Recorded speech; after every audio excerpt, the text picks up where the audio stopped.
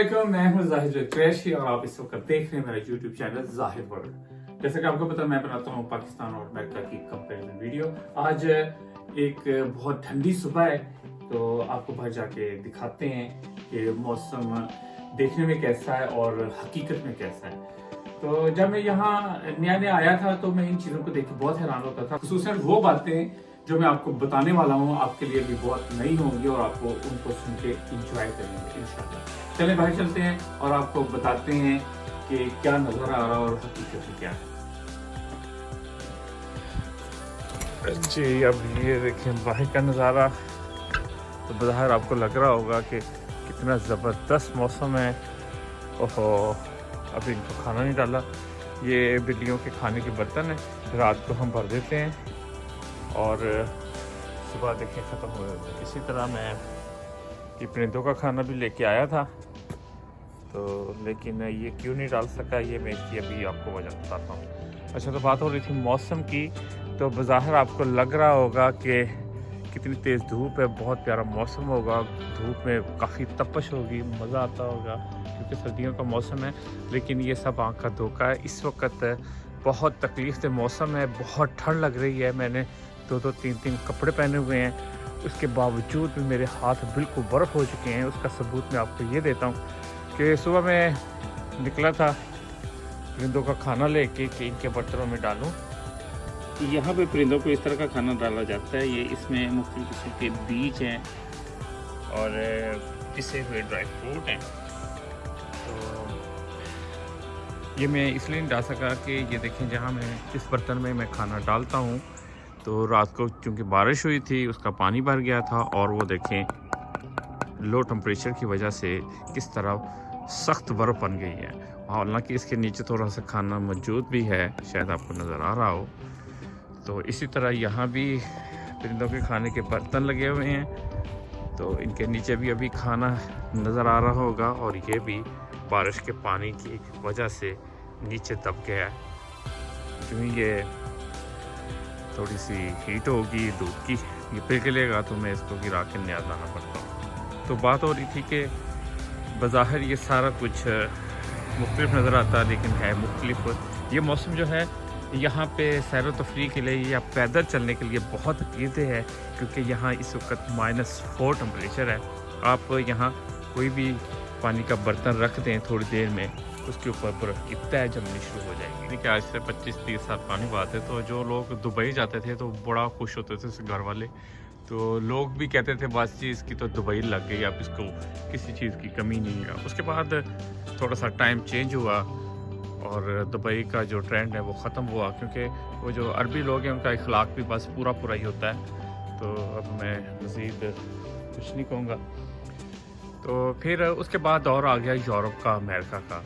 अब यहाँ जो लोग आते हैं तो पाकिस्तान में रहने वाले कहते हैं कि क्या बात है, और हालांकि उनको ये अंदाज़ा नहीं है कि इन मुल्कों में मशीनी लाइफ है, इंसान को बहुत स्ट्रगल करनी पड़ती है।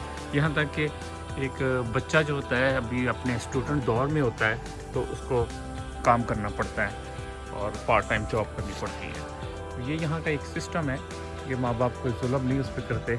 हमारे बच्चे भी इसी तरह हफ्ते में 2 दिन के लिए जॉब पे जाते हैं। बताने का मकसद ये है कि जो नज़र आता है बज़ाहिर वैसा नहीं है। पाकिस्तान में तो होता है ना कि एक फ़र्द कमाता है तो बाकी बैठ के खाते भी हैं, तो टाइम गुजरता है, लेकिन यहाँ पे सबको कमाना पड़ता है। चलें, आज बात होती है कि यहाँ पे आने के क्या फ़ायदे और क्या नुकसान है। इंशाल्लाह मैं आपको बिल्कुल ऑनेस्टली, बिल्कुल सही से बताऊंगा कि यहाँ पे आने के क्या फ़ायदे हैं और क्या नुकसान है। आप इंशाल्लाह आप एग्री भी करेंगे कि मैं आपको बिल्कुल सही बता रहा हूँ। अब बाकी बातें करते हैं अंदर जाके, क्योंकि इस वक्त मेरे जो हाथ, मेरे नाक और ये कान जो है ना, ये बिल्कुल जैसे बर्फ़ बन जाएंगे। तो अब मैं अंदर चलता हूँ, कोई चाय कॉफ़ी पीते हुए बाकी बातें करते हैं। चलो, शुक्र अल्लाह का। ये देखिए यहाँ पे कितनी सूरतें हैं, घर में भी गर्म और घर में देखिए इतना नॉर्मल टेम्परेचर है कि अभी वो ठंड जो लग रही थी वो ठीक हो जाएगी। अच्छा, तो मैं बात करने जा रहा हूँ कि यहाँ आने के फ़ायदे और नुकसान क्या है। यहाँ आने का फ़ायदा सबसे ज़्यादा ये है कि आप अपनी इनकम से पसंद की गाड़ियाँ खरीद सकते हैं और सैर व तफरी अच्छी से अच्छी कर सकते हैं, घर अच्छे से अच्छा ले सकते हैं। और उससे भी बड़ी बात यह है कि आप अपने बच्चों को अच्छी तालीम दे सकते हैं और जदीद डिवाइसेस जो होते हैं इलेक्ट्रॉनिक्स हैं, जिसमें लैपटॉप और मोबाइल वगैरह इस्तेमाल कर सकते हैं, दुनिया की सैर कर सकते हैं। ये भी इसमें एक एडवांटेज है। तो इसके जो नुकसानात हैं वो मैं आपको बताऊंगा तो आप यकीनन हैरान हो। नुकसानात बताते हुए मैं आपको एक चीज़ क्लियर करता हूँ, ये ज़रूरी नहीं है कि पाकिस्तान से या इंडिया से या बांग्लादेश से लोग जाते हैं। यहाँ से भी बहुत से लोग जो है हमारे मुल्कों में जाते हैं पैसा कमाने के लिए। जैसे बड़ी बड़ी कंपनियाँ हैं, KFC देख लें, पाकिस्तान में, इंडिया में, बांग्लादेश में या श्रीलंका में कितना पैसा कमा रही है। तो KFC, ये मैकडोनल्ड, ये डंकन डोनट या ऐसी सैकड़ों कंपनियां हैं जो यहाँ से वहाँ जाके पैसा कमाती हैं। ये चीज़ मायने नहीं रखती कि हम अच्छे मुस्तकबिल के लिए यहाँ पे आए हैं। ये दरअसल इंसान को उसका मुकद्दर, उसका रिज़्क जो है वो खींच के ले जाता है उस जगह पे जहाँ पे उसकी किस्मत होती है। तो हम देखते हैं कि हमारी फैमिली के लोग हैं बड़े अच्छे वेल सेट हैं पाकिस्तान में भी। तो ये तो एक अलग चीज़ है।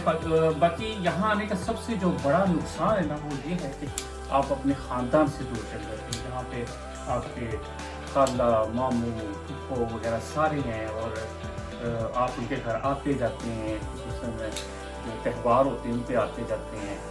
और या फिर खुशी गमी में आप जो इकट्ठे होते हैं, मिलते हैं, देखते हैं, इस चीज़ से आप महरूम हो जाते हैं, बिल्कुल आप तो कट जाते हैं। फील करें ये एक बहुत तकलीफ की चीज़ है, मेरे लिए तो बहुत तकलीफ की चीज़ है। पता नहीं आप इसको फील करते हैं या नहीं। वैसे भी एक बात है कि इंसान जहाँ पैदा होता है वही जगह उसके लिए बेहतरीन रहने की जगह होती है और वही जगह उसके साथ वफा करती है। ये कोई बात बड़ी नहीं है कि वहाँ आप बहुत अमीर बन के ज़िंदगी गुजार जाएंगे या गरीब बन के, क्योंकि आप अपने मज़हब के करीब तरीन होते हैं। 5 वक्त की जब आज़ान होती है आपके कानों में, उसकी आवाज़ आती है तो आप पीछे चले जाते हैं मस्जिद में अल्लाह ताला को याद करने के लिए। मैं कॉफ़ी पी रहा हूँ। वैसे तो मुझे चाय पसंद है, लेकिन आज कॉफ़ी अवेलेबल थी, मैंने कहा कॉफ़ी पीते हैं। जी बेटी गाड़ी का टायर फ्लैट हो गया, वो गाड़ी कैसे बता रहे हो? ये तो बहुत काम करने वाले हैं। अच्छा चलिए देखते हैं। तो बच्चा आके मुझे महमूद बता रहा है कि गाड़ी का टायर फ्लैट हो गया। फ्लैट का मतलब है पंचर हो जाना। हम इंडियन पाकिस्तानी लोग तो आपस में कह लेते हैं कि गाड़ी का टायर पंचर हो गया, लेकिन यहाँ के मुकामी लोग जो हैं उनको नहीं पता, यानी कि अंग्रेज लोगों को नहीं पता कि पंचर क्या होता है। वो कहते हैं फ्लैट हो जाना, यानी कि गाड़ी के टायर को फ्लैट हो जाना कहते हैं पंचर हो जाने को। चलिए बाहर जाके देखते हैं कि हुआ क्या है इसको। अभी तो काफ़ी काम करने वाला पड़ेगा क्योंकि गाड़ी का टायर फ्लैट यानी कि पंचर क्यों हुआ, क्या वजह हुई, चेक करते हैं घुमा के। उसके बाद देखते हैं कि सुबह जो बर्फ़ बनी हुई थी अब उसकी क्या पोजीशन है। जी ये बिल्कुल पानी बन रहा है क्योंकि धूप काफ़ी तेज़ निकल आई है। दोपहर का टाइम हो रहा है तकरीबन। अभी ये देखें इस तरह की बर्फ़ है, बारीक सी झिल्ली रह गई है। इतना तो अभी है, अभी ठंड है अभी। तो ये जो है ये मुकम्मल तौर पे पिघल चुकी है। तो इसको हम गिरा के अभी नया दाना भरते हैं। तो ये है गाड़ी, देखते हैं कैसे फ्लैट हो गया टायर इसका, क्यों पंचर क्यों है। ये वाला टायर पंचर है, अब इसको चेक करते हैं। ये देखें ये है वो पेच जिसकी वजह से ये सारी हवा निकली है। इसको निकाला ना तो मुकम्मल हवा निकल जाएगी और फिर हमें वहाँ जाना मुश्किल हो जाएगा। इस तरह गाड़ी में पाना होता है या स्पेयर एक स्टेपनी टायर होता है या एक जंपर वायर होती है। अगर बैटरी डाउन हो जाए तो दूसरी किसी गाड़ी की बैटरी से उसे करंट दे के स्टार्ट करते हैं। इसी तरह अक्सर गाड़ियों में यहाँ ना एक कंप्रेसर होता है, छोटी सी मशीन होती है हवा भरने वाली। इसी तरह हमारे पास भी है। ये है वो कंप्रेसर जिससे हम टायर में हवा भरेंगे। इसमें 2 बटन होते हैं, एक लाइट का और दूसरा कंप्रेसर का, यानी कि ये बटन दबाने से हवा भरेगी। अगर रात को ज़रूरत पड़ रही है तो आप लाइट जला सकते हैं। इसमें बड़ी अच्छी किस्म की तेज़ लाइट लगी हुई है। तो ये इसका मीटर जो हमें गाइड करेगा कि कितनी हवा भर रही है। और इसको चलाने का तरीका ये है कि इसकी वायर जो है ना गाड़ी में बिल्कुल उसी जगह लगती है जहां आप चार्जर लगाते हैं। कंप्रेसर अटैच हो गया है। अब इसका बटन ऑन करेंगे, यहाँ से हमने इसको इस साथ ज्वाइन कर दिया जहाँ से हवा भरनी है। अब इसका कंप्रेसर का बटन ऑन करेंगे तो हवा भरनी शुरू हो जाएगी।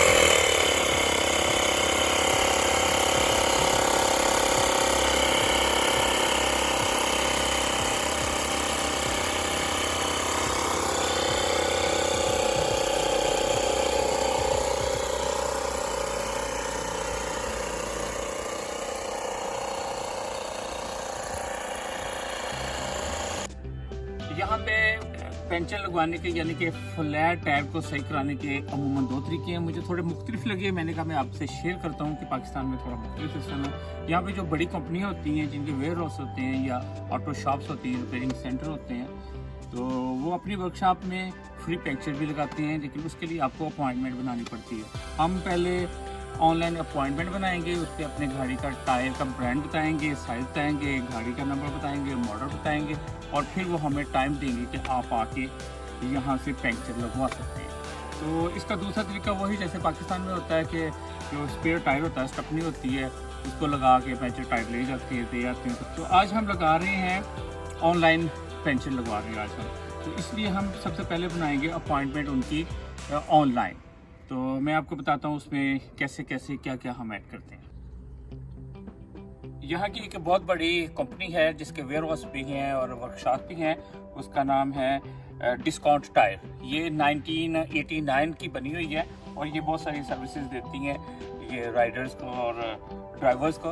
तो मैंने अपॉइंटमेंट बना ली है, तो अभी हम उनके पास जाएंगे, तो गाड़ी खड़ी करेंगे, वो चेक करेंगे कि अपॉइंटमेंट बनी हुई है, तो वो हमारा टायर जो है ना रिपेयर कर। अब भर ली है, अभी कील नहीं निकाला, तो हम अब जा रहे हैं इसका पंचर लगवाने के लिए। इससे पहले कि हवा निकले हम पहुंचते हैं पंचर शॉप पे।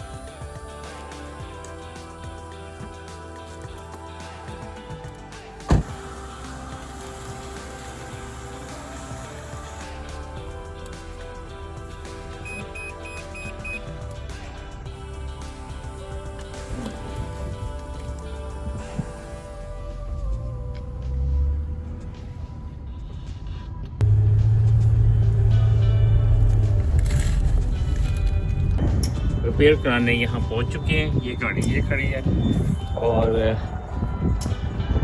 ये टायर शॉप है, इसका नाम है डिस्काउंट टायर।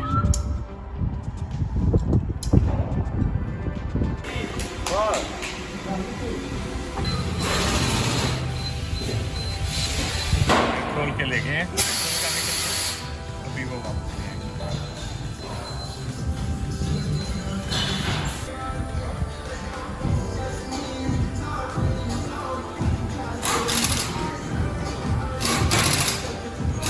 ये हमारा टायर आ गया है, अब ये लगाने लगे।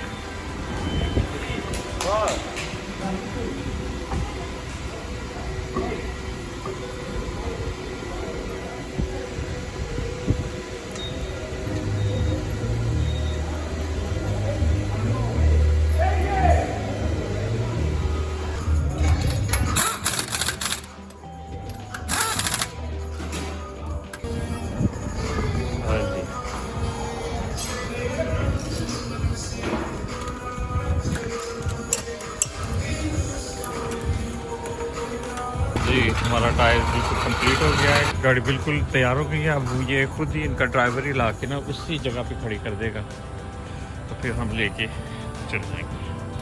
हम टायर रिपेयर करवा के घर की तरफ जा रहे हैं, तो घर जाके आपको बताते हैं कि ये टायर रिपेयर करने वालों ने हमसे क्या लिया और ये क्या सिस्टम है इनका।